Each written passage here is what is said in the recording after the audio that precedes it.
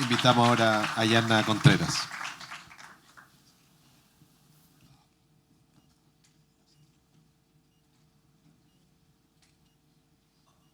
Ustedes colocan el PPT, ¿cierto? Ya, me voy a cronometrar porque faltan varios colegas que vienen después, así que voy a tratar de cumplir los 10 minutos. Mientras se prepara el PPT, quería agradecer a Sofía Nilo y a la ministra también por la invitación y por el desafío, porque lo que el IDE, al menos como idea, yo recuerdo haberla escuchado en la década de los 90 como geógrafa de la Católica. Y la verdad es que también quiero darle mi fuerza porque me imagino el desafío político, la pugna política que debe existir detrás de la idea del IDE, porque me imagino, a lo mejor estoy especulando porque soy mal pensada, pero yo me imagino a varios ministerios queriendo hacer esto y no comprendiendo tal vez que, como dijeron todos los colegas, producimos muchos datos en Chile, incluso gracias a los colegas anteriores por introducir y ahorrarme minutos. Creo que donde más nos falta producción de datos en materia, lo dijo Simone, en materia de migración, hay que hacer encuestas migratorias. Y yo hoy día quiero plantearles algunos desafíos que desde el estudio que hago con Beatriz Siguel, otra colega geógrafa de la Chile que está acá, a través de Vivienda Migrante, lo que los campamentos, a nuestro juicio, plantean como desafío en materia de política pública y también desde el punto de vista de la recolección de datos. Nosotras con Beatriz Seguiel planteamos, y no les voy a dar la discusión teórica porque no es el propósito, pero nos gusta más el concepto territorio informal como un mecanismo de autogestión y como un concepto que devela que la producción informal en el acceso al suelo y la vivienda no solo le compete a los territorios periféricos. Hay, como bien mostraba Camilo, hay producción informal a través de espacios tugurizados en lugares centrales, pericentrales, periféricos. Y obviamente hoy día hay que cautelar, están de moda los campamentos. Pero hace 10 años, cuando yo hice mi tesis magíster, estudiamos los edificios o las casonas antiguas del centro de Antofagasta, de Iquique, de aquí mismo, de esta comuna, para identificar cómo se iban hacinando, tugurizando los espacios. Es decir, está bien que nos concentremos en materia política pública y en materia habitacional en los campamentos, pero no olvidemos lo que está ocurriendo al interior de las ciudades, que también es materia de debate. Creo que varias preguntas, no las voy a resolver todas en 10 minutos, pero esto es un mensaje para varios ministerios, porque yo creo que el estudio de los campamentos y el catastro no le compete solo al Ministerio de Vivienda y Urbanismo.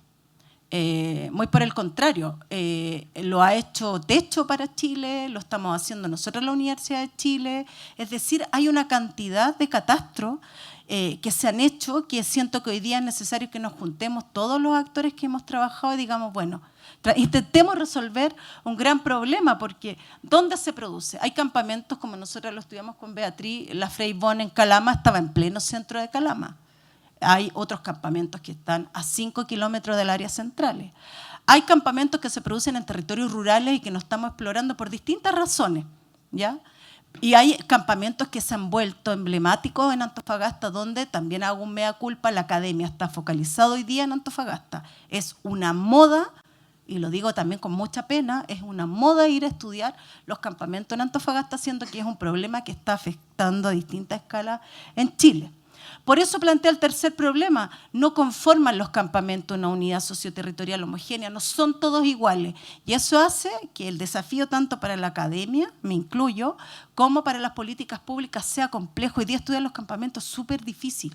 Yo creo que cuando el MIMBU hizo la definición, no sé si el 2009, la planteó, ¿cierto? No era la misma realidad que estamos enfrentando desde el 2015 hasta ahora. Por ende, nos deberíamos juntar a través del IDE, por ejemplo, y debatir, bueno, ¿cómo vamos a mapear los campamentos? ¿Cómo los vamos a representar? ¿Qué vamos a hacer con los campamentos que se ubican más arriba del Farellón Costero, por ejemplo? Es un campamento, aquel territorio que está en Arica, al lado del humedal, que partió como segunda residencia y hoy día hay personas que viven en pleno borde costero. ¿Le llamamos a esos campamentos o no? ¿Cómo le vamos a llamar a algunos asentamientos informales que se ubican en el Valle Azapa, por ejemplo? ¿Los vamos a llamar campamentos? ¿Tienen la misma connotación, etcétera? Toman es igual a un campamento. Para muchas familias que nosotros hemos entrevistado con Beatriz Seguel, la toma es el primer acto político de acceder al suelo por las causas que ya todos sabemos y Camilo también las mencionó, pero hay muchas familias que hoy día están haciendo la distinción entre la toma, el campamento, una población o una villa, y te dicen, profesora, a usted no le coloque a este lugar campamento, colóquele villa, porque hay toda una carga estigmatizante que no es menor. Y hay varias preguntas que me las voy a sortear.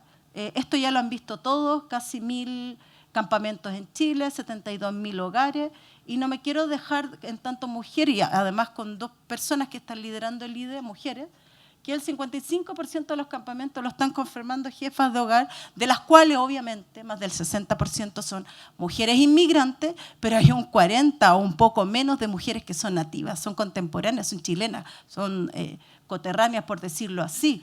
Aquí hay una cantidad de factores a partir de los cuales uno podría estudiar los campamentos. Es decir, solo desde la composición del hogar ya te da un tema de investigación y te permite plantear políticas públicas y políticas habitacionales en función de quiénes componen el hogar en un campamento. Mujeres, mujeres solas, mujeres cuidadoras, mujeres con hijas, con hijos, mujeres con o sin redes, mujeres que envían remesa, mujeres, por ejemplo, mujeres aymaras, bolivianas, transfronterizas, que se han localizado en algunos territorios del norte de Chile como mecanismo de autoprotección, y no necesariamente son pobres. Hay muchos campamentos en Chile que no son producidos por personas pobres. Hay de todo, que a mí me duele decirlo como chilena. Hay personas que nosotros hemos entrevistado que son la minoría, que tienen vivienda de interés social en propiedad y se tomaron un terreno, en algunos casos para especular y ser urbanizadores piratas, en otros casos para vender terreno a otros hogares que son súper vulnerables, y nadie está controlando eso. En Arica nosotros no hemos encontrado con familias que han pagado 3.800.000 pesos, en Alto Hospicio 3 millones, 5 millones de pesos por terrenos que no son de ellos. Entonces, ¿quién comete la ilegalidad? ¿Quién produce la formación de los campamentos? No necesariamente son inmigrantes. Por eso tenemos que sacarle un poco la carga racista. Hay otras personas que nos dicen que los campamentos se forman como una estrategia en un proceso de movilidad social descendente. Chilenos, chilenas que se han empobrecido. Y esto que lo hemos escuchado varias veces en el norte, porque yo trabajo principalmente en ciudades del norte, hay familias que tienen que transar entre pagar un arriendo, un subarriendo en Calama, en San Pedro de Atacama, en Antofagasta, en Iquique, Alto Hospicio, y pagarle la educación de los hijos y la hija. Por ende, el estudio de los campamentos es más complejo, por eso digo que no es solo propiedad del Ministerio de Vivienda y Urbanismo. Aquí tiene que haber competencia de bienes nacionales, del Ministerio de Salud, y obviamente hay municipios que se oponen a los campamentos, que no quieren ni siquiera debatir estrategia y proyectos de erradicación. Si nosotros analizamos el campamento solo como proyecto territorial, nos vamos a encontrar con una diversidad de situaciones. Hay familias hoy día en el norte que quieren radicarse en sitio residente o en sitio, en realidad en el territorio actual, y hay algunos sectores donde hay una superposición de riesgos y de amenazas físicas. Por ejemplo, hay familias donde las viviendas están construidas en la punta del cono aluvional, en el cono de eyección. Hay otras familias que lamentablemente van construyendo muros y le van aumentando aún más la carga del riesgo a todo el resto de la ciudad. Y ahí les voy a mostrar algunas fotos. Pero sí hay otros proyectos de erradicación que son posibles, donde la reducción del riesgo de desastre podría ser trabajada con distintas alternativas que hemos propuesto con la Beatriz Seguel. Hay cosas súper menores que en el norte la hemos visto, la arborización, porque ahí hay preguntas que me voy a pasar esto que nos debiésemos plantear. Marcelo Lago hablaba, ¿cierto?, de la reducción de riesgo de desastre, y bueno, yo nos planteo nosotros mismos, ¿quién de ustedes podría levantar la mano y decir que en el territorio donde habita no hay ningún riesgo de desastre? Yo creo que nadie en Chile podría decir eso con certeza. Por ende, hay un desafío de política pública. ¿Qué hacemos con los campamentos que están expuestos a riesgos aluvionales, a caída de flujo de detrito? A pesar de que se han hecho, porque también hay que ser un poco positiva, aunque ha tardado, se han hecho diques de contención en Antofagasta, que me parece súper bien, para no vivir el evento del 91 y las muertes que se vivieron en ese tiempo. Pero entre quebradas, nadie está viendo cómo se reduce el riesgo de desastre. ¿Por qué? Porque algunos terrenos son de propiedad del Servio, otros del municipio, y distintos tipos de actores Y obviamente las personas están ahí que esperando el aluvión. No, tenemos que hacer acciones concretas. Y yo creo en las acciones concretas como la arborización, los huertos urbanos, que a lo mejor ustedes dirán, pero el lugar común, algo fácil. Sí, pero hay que ir reduciendo mientras se pueden hacer proyectos de mayor envergadura. Hay otras familias que quieren erradicarse, ser parte de los procesos, porque autogestionaron el territorio. Y lo mismo también, cómo erradicamos hacia otros territorios, minimizando los riesgos con mecánica de suelo para no trasladar a las personas de un riesgo de desastre a otro tipo de riesgo de desastre. Si uno lo ve desde las causas, Camilo, dijiste la mitad de las causas, o sea, Antofagasta, yo no sé cuántos de aquí son de Antofagasta, o sea, hay personas... Antofagasta es súper caro para vivir y para arrendar y para alquilar. O lo que dijo Camilo, en el mismo Calama, una ciudad minero extractiva, hay antiguos trabajadores de la minería que están subarrendando sus patios traseros. ¿Quién controla eso? Eso hace compleja la lectura, por eso digo, el campamento como una unidad que se puede producir en el centro, en el pericentro, en la periferia de una ciudad.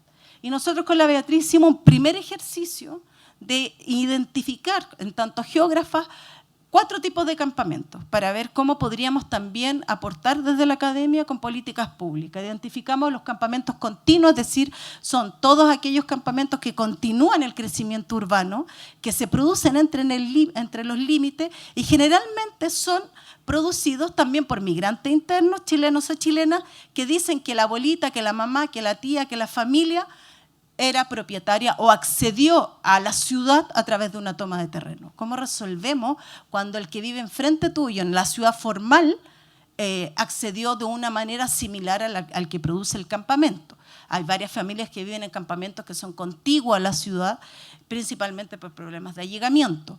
Y hemos visto los casos de las o los inmigrantes que habitan en campamentos que son contiguos cuando negocian la entrada con algún chileno o chilena. Cuando es un chileno o una chilena que le dice, usted aquí en esta parte del territorio tiene derecho a vivir acá, porque no hagamos los lesos. En general nosotros somos los administradores de los territorios.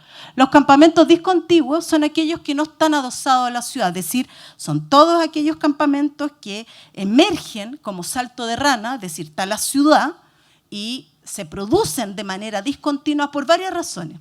Y no voy a negarla, hay algunos campamentos en el norte que han sido producidos por gente vinculada a actividades ilícitas, por ejemplo.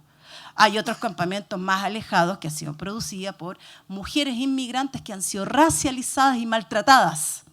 Y algunas están traumadas. Entonces no podemos pensar que los campamentos discontinuos son todos iguales, tienen naturaleza distinta. Por eso digo que este es un tema súper complejo. El campamento intersticial, voy a dar un ejemplo acá en Santiago.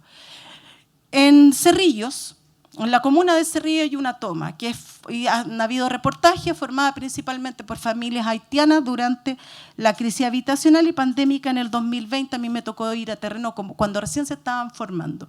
Y me autopregunté por qué las familias estaban viviendo ahí. El mismo cuento del norte. El valor del arriendo, el subarriendo en la comuna de Santiago, en las comunas periféricas de la región metropolitana, altísimo. Ya no podían pagar en pleno contexto de crisis pandémica 2020. Pero ocuparon un sitio intersticial, un territorio que estaba abandonado históricamente por distintos actores, Serviu, el municipio de Cerrillo y otras empresas privadas que dejaron como un terreno en barbecho, ¿ya?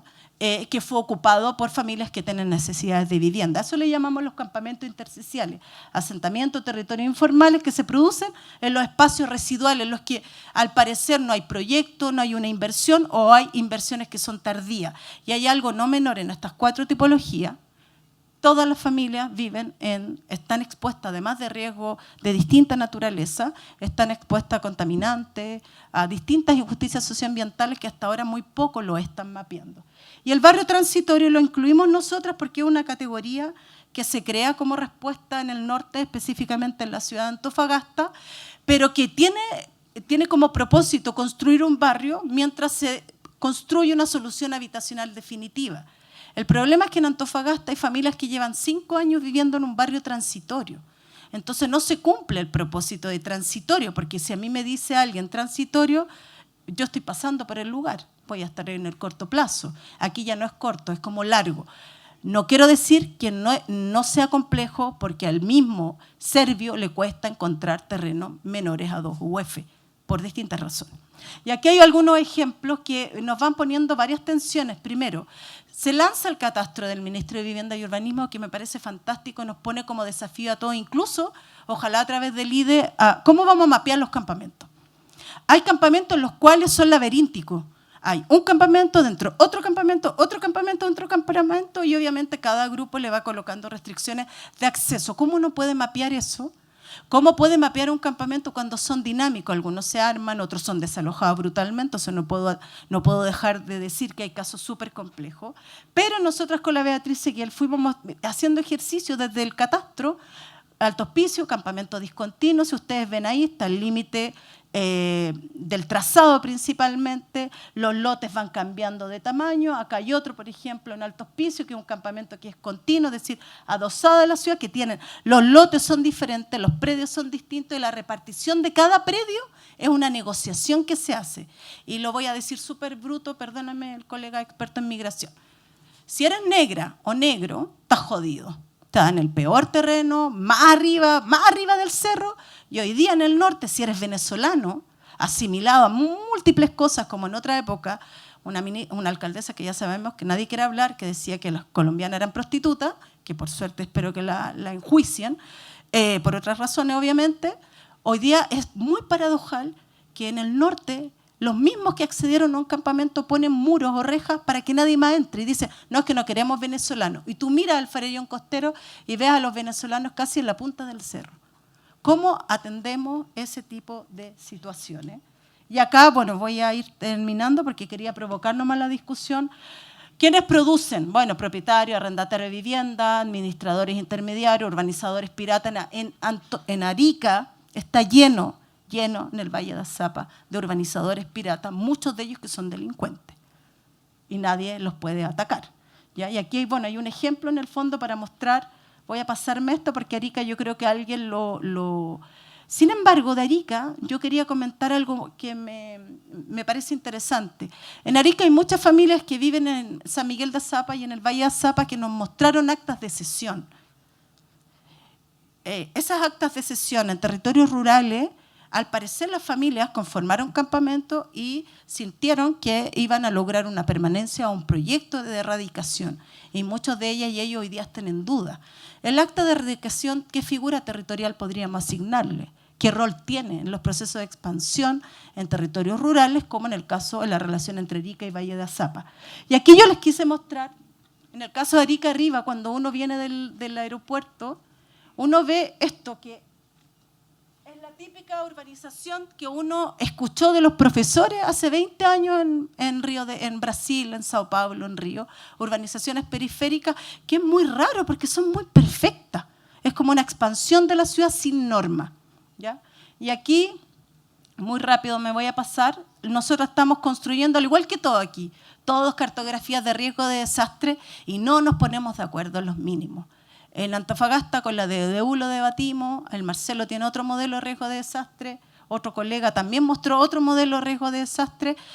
Tenemos que ponernos de acuerdo para ver cómo vamos a medir los riesgos de desastre y en el caso de nosotras los riesgos de desastre en comunas con planos reguladores que se están actualizando pero con estudios de riesgo de hace 20 o 25 años atrás, como la gran parte de las ciudades del norte de Chile. Y lo que no estamos mapeando es que muchos de los campamentos están expuestos a todos estos tipos de conflictos e injusticias socioambientales, lo que hace que las decisiones de política pública sean súper complejas. Y aquí, muy rápido, desde el campamento creo que es necesario que nos pongamos de acuerdo, ojalá en una base unificada y repartiéndonos roles, que le corresponde a la academia, al MIMBO, a Bienes Nacional, etc. Y tal vez de esta primera parte lo que voy a decir que me resulta más complejo es identificar con claridad la base de propietario de los terrenos.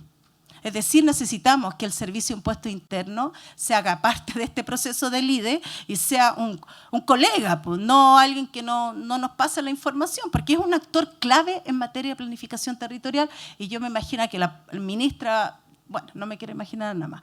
Después, la reducción de riesgo de desastres, solo quiero decir una cosa. En los desastres que hemos visto en Antofagasta, incluso aquí el de la Quebrada de Macul, a mí como geógrafa me hacen interpelar el buffer del riesgo de desastre, porque uno de los planos reguladores dibuja como el área de proximidad máxima, ¿cierto?, que podría tener un riesgo aluvional. Sin embargo, ese buffer debiese ampliarse con distintas escalas, de tal manera que las decisiones de política pública sean diferenciadas desde la zona de mayor riesgo aluvional hasta la más baja. Nos quedamos con una definición del riesgo de hace 40 años en un país que debería darle cátedra al mundo respecto a la reducción del riesgo de desastre. Y la vivienda, yo creo que es clave, ya sea como el presidente está actualmente discutiendo proyectos de erradicación o erradicación, si no contemplamos viviendas con distintas materialidades, no podemos seguir construyendo viviendas en altos pisos iguales a las viviendas de Santiago, tienen que ser con materialidad distinta. Todas deberían tener mecánica de suelo en Chile, el problema es quién asume ese costo, porque uno sabe, o lo sabe por los expertos, por ustedes, de los ministerios, qué sé yo, de los municipios, que al Estado obviamente no les sale barato construir una vivienda de interés social. Pero en la medida que hagamos partícipe a las comunidades, especialmente los campamentos, son liderados por mujeres jefas de hogar que trabajan, tienen miles de conflictos como muchas de las personas, y además están pensando cómo autogestionar el terreno. Nosotras lo que hacemos en Vivienda Migrante con la Beatriz Siguel es ir a cada uno de los campamentos en la medida de lo posible y educar y decirle a las personas, a los seres humanos, a los niños, a las niñas, a sus madres, a las adultas mayores, ¿qué haría usted en caso de un aluvión? ¿Qué haría usted en caso de incendio, que es el riesgo más constante y cotidiano a los que están expuestos las familias? Bueno, muchas gracias.